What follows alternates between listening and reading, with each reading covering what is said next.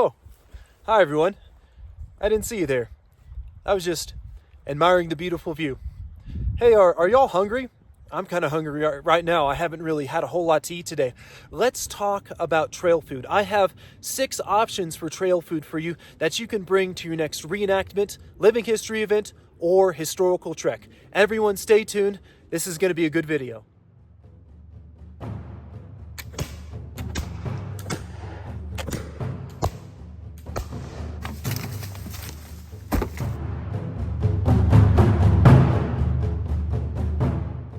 Hi everybody, I'm Drake Pledger, and this is Flintlock Operator. Today what we're going to do is cover a topic I don't think we've covered yet on the channel, and that is the topic of food, specifically trail food. Trail food is going to be something that we carry around with us that's going to be going to keep for a long time, and it's going to require no sort of preparation before we eat it. Obviously, there's a lot of type of food that we can carry along with us on the trail, but today we're just going to be focusing on the food that's not going to require any sort of prep work.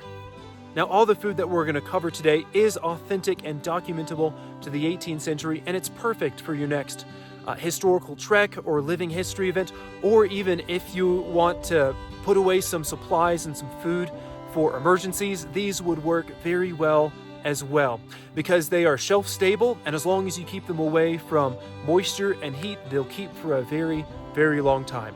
Now, let me stress that last point one more time. It's very, very crucial that you keep all these foods dry. If you're out on a trek and you happen to get some of your food waterlogged, say goodbye to a lot of these, or you have to dry them out very, very rapidly, or they will just completely spoil on you. So keep them dry, take care of your food while you're on the trail. There's a lot of documentation for 18th century travelers and explorers where their canoe tumps or they get caught in a rainstorm and their food spoils and they're kind of left up the creek without a paddle, and then they have to hunt and forage for their food, and not all of them are able to do that. Not all of them are skilled enough woodsmen or hunters to be able to provide for themselves in that way. So remember to do your best to keep your food dry and keep it cool and out of the sun. That way your food has the best chance possible of not spoiling during your trip. The first food item that we're going to cover is exceptionally common to the 18th and 19th century.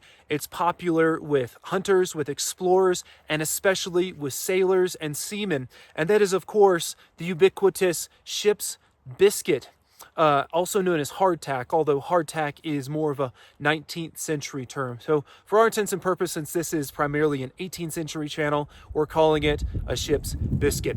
All this is just, it's just a bread. It's a very hard, dense bread made of a combination of water, flour, and salt. And these are a really good alternative to carrying around just raw flour in a sack on your trips, because you can actually pound this up and put it in soups, put it in stews as a thickener, or you can put them in there as like a dumpling. And eventually, once it's in that hot water for long enough, it'll break down and it'll be a lot more edible than it is right now.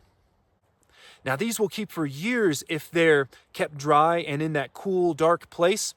Obviously, on a ship, these would get absolutely rancid and full of weevils and maggots and all sorts of nasty.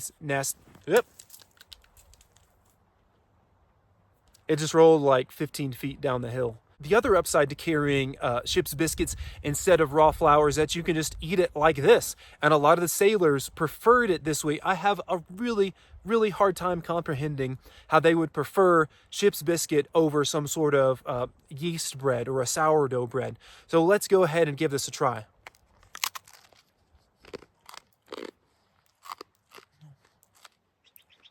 This stuff's, I can't remember when I made this batch. Sometime last year. And it was extremely dry, extremely crunchy, and extremely bland. It's not fantastic, but it'll keep you going. And this is one of the iron rations that's talked about, I think, in the Civil War. Give me a second while I chew this up and swallow it, otherwise I won't be able to talk. So you can soften these up with water, put them in coffee, hot chocolate, stuff like that to make this more edible, or like we already said, put it in soups and stews. You can grind it up, bash it up with the pole end of your tomahawk or whatever tool you have on hand, and it can be edible. Now, I've actually eaten quite a bit of this. Less so at reenactments, and more in college when we would go on backpacking trips. We'd live off chips, biscuits, summer sausage, jerky, and peanut butter. A lot of good memories around this, but it's not the best. On a scale of 1 to 5, I'd give this like a 2 probably, because it is edible, you can eat it, and actually if you combine this with beef jerky, it's actually not all that half bad.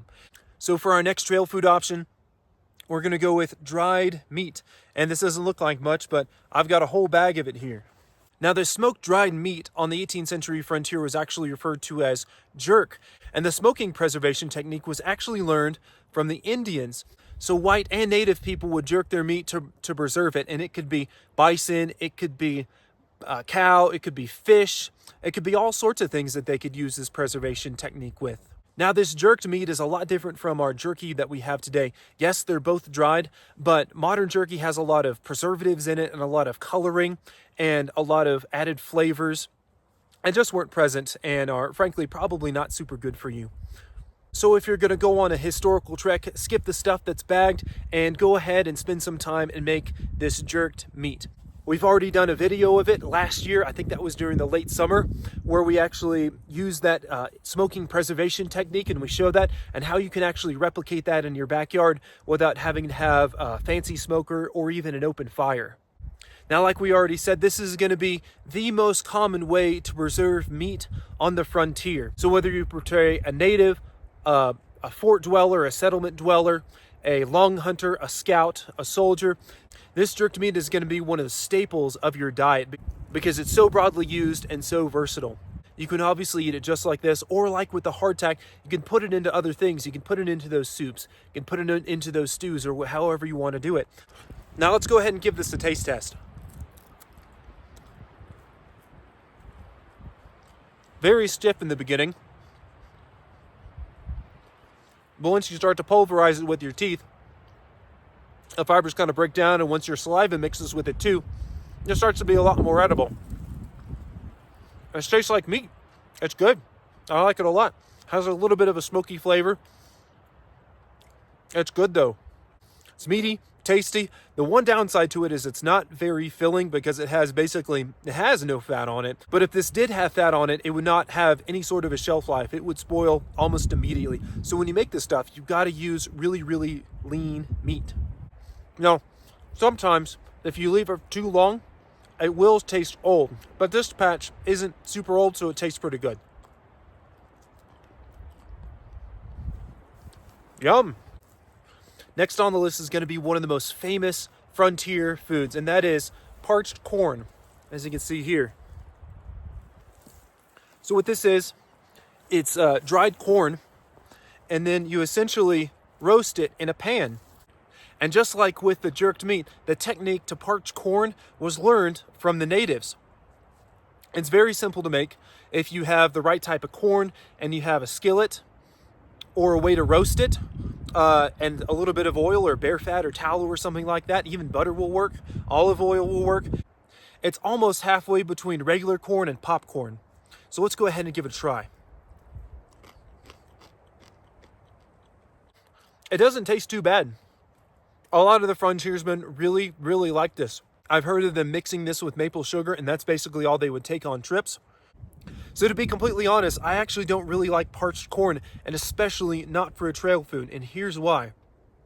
This is made out of modern corn, and if I use some sort of a period-correct heirloom corn, it might change. But this type of corn has very little nutritional value, and especially whenever I'm out here in the woods or on a trip or something, or moving around and exercising, from what I understand, whenever you parch corn, a lot of the original nutritional value is actually changed over into sugars. So I don't really want to be running around on a sugar high. And if I'm wrong about that, that's fine. I still don't care for it very much. It's not very filling to me. It feels like it just goes down in my belly and then swells up, and then it's kind of the fake full. No, I don't really want that. I want something that's going to be hearty, something that's going to stick to my belly. Although just for eating, it's not bad. It tastes pretty good. You definitely get that. It tastes like a sweet, Slightly burned sweet corn type taste. It's not too bad. I just don't like it as a trail food. Now for our next food, I'm not entirely sure how much it was used by Anglo settlers or European colonists. But from what I understand, it was a native dish and a native food, and that is, of course, pemmican. Pemmican, as I understand it, was an invention of the northern and Canadian tribes of natives, and the French Canadian voyageurs and trappers and mountain men who went out west used and ate this food a lot. And what this food is, it's made out of two ingredients, fat and meat. So just like we talked about earlier with that dried meat, how it doesn't really stick to your ribs and it kind of leaves you still feeling hungry, you don't have that problem with pemmican because it's 50% fat and 50% meat. So you get the fat and the protein. It's extremely calorie dense, and you can put other things in it like berries and nuts, although those things do tend to lessen the shelf life of pemmican.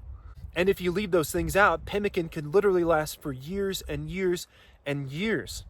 And people are still using pemmican today. I don't think it's really commercially available, but I have seen a lot of hunters who are up in the mountains, up in Idaho and Montana, going elk hunting, who make their own pemmican and eat it out there and choose pemmican over a lot of the other commercially available foods. So that's just to say that pemmican is a very long-lasting, calorie and nutritional dense food that's been used for hundreds of years now and is still being used today. So the way that you make pemmican is you render the kidney fat called suet from bison and cows. You render that down into what's called tallow. Now tallow is a very hard fat and it stays hard at room temperature. So if I made pemmican out of something like pig fat, lard, then it's gonna disintegrate and melt pretty quickly once I start getting into any type of a warm environment. But I've actually carried pemmican in Florida when it was 80 and 90 degrees outside, and it was a little bit mushier, but it did not melt. So what you're going to do is take that rendered tallow, and you're going to take essentially that dried meat that we showed earlier. You're going to pulverize it or grind it up in some way, and then you're going to mix it together, and it's going to be 50% fat and 50% meat. You smash it all together, and you cut it up, and then or smash it into patties. You leave it to cool, and then you're left with this extremely calorie dense and long lasting trail food. So let's go ahead and give it a shot.